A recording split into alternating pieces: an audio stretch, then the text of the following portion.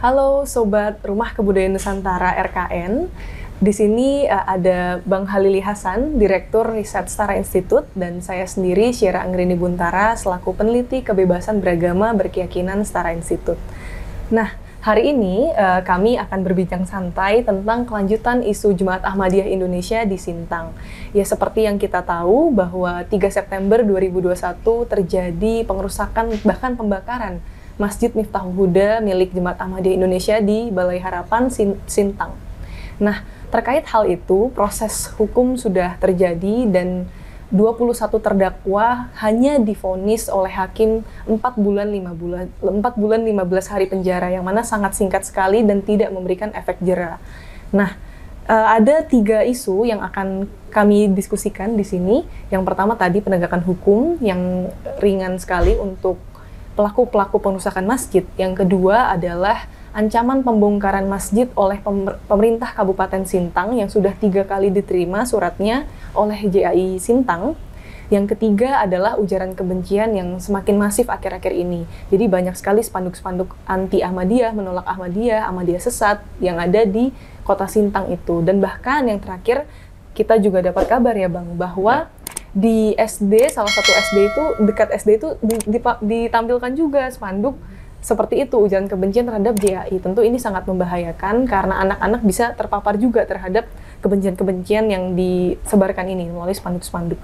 Nah, Bang Halili, mengenai 3 isu ini bagaimana penyikapan Setara? Yang pertama soal penegakan hukum ya. Saya kira clear kalau kita cermati, kalau kita pantau proses persidangan dan putusan yang kemudian dijatuhkan oleh majelis hakim di dalam proses peradilan kasus tersebut, ya seperti yang tadi dibilang oleh Syera, kita tahu semua putusannya sangat ringan. Tetapi yang lebih penting dari itu justru saya kira melihat bagaimana persidangan itu melanjutkan tren yang selama ini memang sudah sering terjadi ketika berkaitan dengan penanganan kasus yang menjadikan minoritas agama sebagai korban ya. Karena ada 2 kecenderungan yang kita bisa saksikan. Yang pertama adalah apa yang sering kita sebut sebagai reviktimisasi. Proses persidangan itu adalah penegasan dari upaya kelompok-kelompok tertentu untuk mengorbankan ulang pihak korban. Jadi ada reviktimisasi, itu satu. Yang kedua, apa yang kita sering sebut sebagai populisme yudisial gitu. Jadi praktek peradilan itu justru bukan saja gagal memberikan keadilan kepada korban atau memberikan efek jera kepada pelaku, tapi menunjukkan kecenderungan umum peradilan, hakim dalam konteks ini, bahkan juga termasuk jaksa, untuk menunjukkan pilihan-pilihan yang sifatnya populis. Jadi apa yang kira-kira populis di kalangan masyarakat, itulah yang kemudian menjadi kecenderungan sikap hakim. Sehingga dalam kecenderungan populisme yudisial semacam itu, ya wajar pilihannya kemudian mengorbankan si minoritas. Itu yang terjadi pada kasus Sintang. Sejak awal kita bisa sorot misalnya Jaksa Agung atau jaksa penuntut umum lah dalam konteks lokal itu. Jadi sikap jaksa di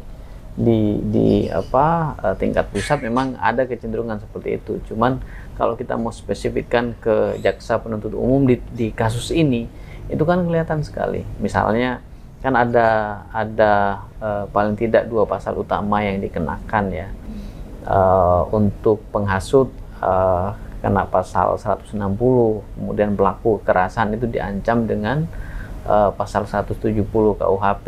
Nah, kalau kita cek ancaman maksimal untuk dua kejahatan ini di pasal 160 itu ancamannya 6 tahun.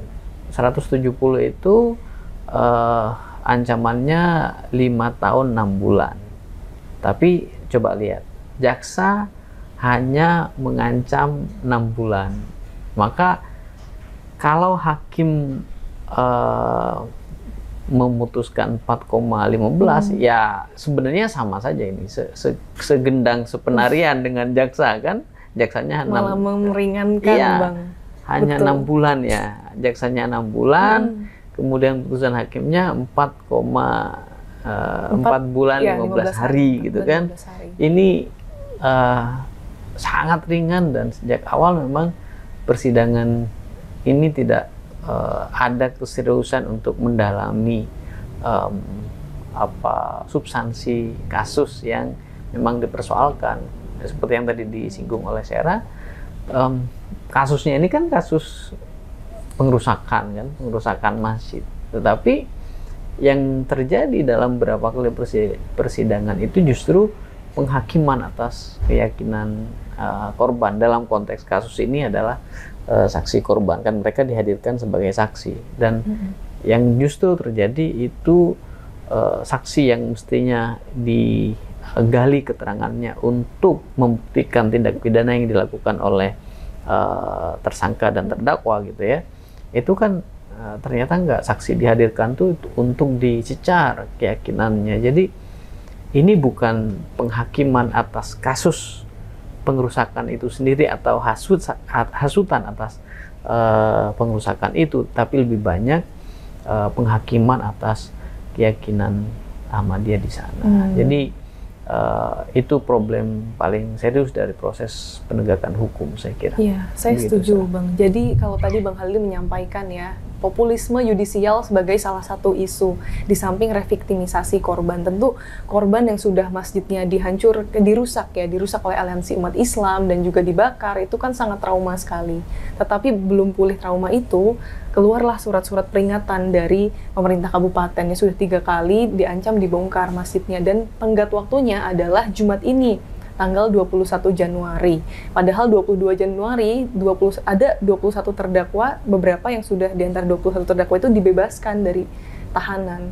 Nah, tadi saya mau merespon juga nih Bang, terkait yang Bang Halili sampaikan, populisme yudisial. Jadi tadi bahwa yudisial itu mengambil kebijakan keputusan yang hanya untuk populis saja, yang disukai oleh masyarakat. Tapi lebih dari itu, tidak hanya yudisial ternyata ya yang populis, tapi juga pemerintah ini kabupaten juga populis sekali. Dari awal kita bisa lihat saat kejadian pengerusakan, bahkan jauh sebelum itu, Aliansi Umat Islam ini sudah memberikan ultimatum 3 kali 24 jam harus dirusak nih masjid, harus diratakan. Nah, akhirnya pemerintah ngambil tindakan, pemerintah kabupaten menyegel masjid. Nah, ditekan lagi oleh aliansi untuk diratakan masjidnya dengan tanah. Nah, sampailah kejadian-kejadian yang anarkisme, pengerusakan masjid. Jadi dari awal kita bisa lihat polanya pemerintah ini memang kurang tegas ya, tidak tegas, malah tunduk pada tekanan-tekanan kelompok intoleran Aliansi Umat Islam. Ditambah lagi populisme yudisial seperti yang Bang Halil tadi sampaikan. Di yudisial pun mereka juga takut sama kelompok intoleran. Bahkan Hedi salah satu terdakwa juga ya Bang, waktu itu di persidangan Hedi menyampaikan, pokoknya kalau saya nggak dibebaskan saya akan buat kerusuhan di Sintang. Jadi mungkin ada salah satu faktornya kenapa hukumannya ringan juga, mereka mendengar kelompok intoleran ini diancam seperti itu juga takut ya, kalau hukumannya nanti terlalu berat nanti mereka bikin kerusuhan gitu. Jadi ini memang isu Bang. Populisme itulah secara umum saya kira yang jadi persoalan. Yang lain yang juga penting saya kira untuk dilihat dalam konteks populisme itu adalah bahwa ada kecenderungan elit gitu ya, ada kecenderungan di mana elit baik di politik maupun di pengadilan, aparatur negara itu gagal mencegah terjadinya kekerasan terhadap minoritas. Yang sebenarnya isunya kan dua sebenarnya. Kalau dalam isu-isu kekerasan semacam itu, ada minoritas yang harus dilindungi, ada kelompok yang menjadi korban yang mereka harus dilindungi. Kan kenapa harus dilindungi? Karena pasal 29 ayat 2 kan jelas. Negara mesti menjamin tiap-tiap penduduk gitu kan. Negara menjamin tiap-tiap penduduk untuk negara menjamin kemerdekaan tiap-tiap penduduk. Jadi perseorangan itu perlindungan itu, sehingga kalau ada minoritas itu harus dilindungi. Kemudian yang kedua adalah isu pemberian efek jera kepada pelaku, dan pelaku itu menurut saya berulang kasusnya kan, bukan hanya kasus Sintang aja, sebelumnya banyak pelaku di tempat lain pada kelompok minoritas yang lain. Kelompok intolerannya itu selalu saja ada. Jadi ketika kelompok intoleran itu melakukan tindakan, tantangan bagi negara adalah bagaimana memberikan efek jera terhadap kelompok intoleran itu gitu ya. Dan peradilan salah satu cara. Tapi di luar proses peradilan adalah proses-proses politik gitu. Karena ketika proses peradilan itu tidak memberikan efek jera, ada situasi di mana kepemimpinan politik itu memberikan ruang bagi pemberian efek jera terhadap kelompok intoleran. Dengan cara apa? Dengan cara mereka tidak mau tunduk gitu. Ini saya kira satu hal yang bisa menjadi insight kita bersama di kasus Sintang. Bagaimana mestinya penguasa politik di sana mengambil sikap, dan bagaimana mestinya proses peradilan itu mengambil sikap untuk kemudian melindungi korban di satu sisi dan memberikan efek jera terhadap pelaku di sisi yang lain. Ya, gitu, Chef. Betul. Ya, jadi teman-teman, dari bincang-bincang santai ini kita belajar beberapa hal ya. Pertama adalah bagaimana negara harus hadir untuk melindungi warga negaranya, baik itu yang mayoritas, minoritas, semua dilindungi dalam hukum undang-undang kita, konstitusi kita. Yang kedua adalah bagaimana negara itu harus tegas. Jadi pemerintah, baik itu mau dari segi eksekutifnya, yang pembuat kebijakan, juga yang penegakan hukumnya, dari yudisial juga harus tegas. Jangan tunduk pada tekanan-tekanan kelompok intoleran. Jadi selain penegakan hukum yang juga bermasalah, kita punya isu kedua, yaitu ancaman pembongkaran. Sudah 3 kali surat peringatannya diberikan kepada JAI Balai Harapan. Bagaimana Mas Bang Halili tanggapan terkait ini? Ya, ini problematik memang, karena saya melihat dari perkembangan kasus ini, ancaman pembongkaran sudah 3 kali diberikan gitu ya.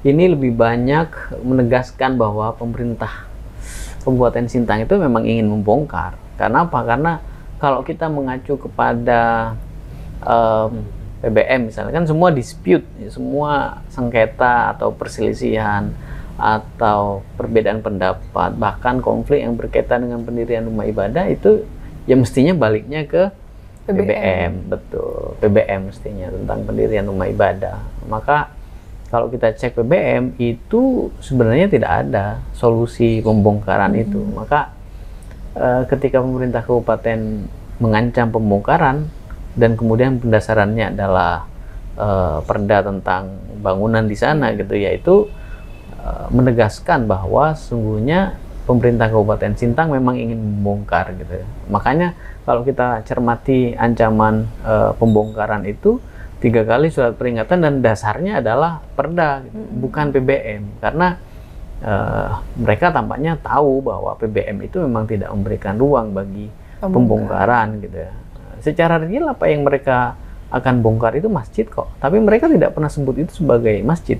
Mereka sebut itu sebagai bangunan yang difungsikan sebagai tempat ibadah. Bangunan tanpa izin bahkan. Iya, bangunan tanpa izin yang ibadah. Padahal itu masjid kok. Ya kalau masjid ya harusnya kalau memang dipersoalkan di IMB-nya dan seterusnya itu kan baliknya ke PBM, sehingga clear lah bahwa PBM itu tidak memberikan solusi berupa pembongkaran.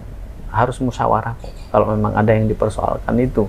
Dan kalau mereka mengancam pembongkaran, tidak ada pilihan lain bagi kita selain menolak rencana pembongkaran itu, karena dasar hukum yang digunakan juga itu hanya framing saja mereka untuk memang membongkar. Rencana untuk membongkar itu pasti merupakan bentuk ketundukan pada tuntutan kelompok-kelompok intoleran. Saya kira itu soal pembongkaran. Oke, lanjut isu terakhir. Selain tadi pembongkaran, kita juga ada isu lain berupa spanduk-spanduk ujaran kebencian, menolak Ahmadiyah, Ahmadiyah sesat. Itu sudah banyak di Kota Sintang, Bang Halili. Akhir-akhir ini semakin banyak, bahkan ada juga di dekat SD gitu, sekolah SD. Bagaimana ini, Bang, pandangan kita? Secara umum kan ujaran kebencian itu pasti merupakan sesuatu yang dimobilisasi, dan bukan hanya dalam bentuk spanduk-spanduk, tetapi juga dalam bentuk ujaran kebencian, provokasi-provokasi, ajakan atau hasutan untuk melakukan kekerasan melalui media sosial. Itu banyak sekali berkembang, beredar gitu, dimobilisasi oleh kelompok-kelompok intoleran di sana gitu. Dan menurut kami Setara Institut, polisi harus mengambil tindakan tegas.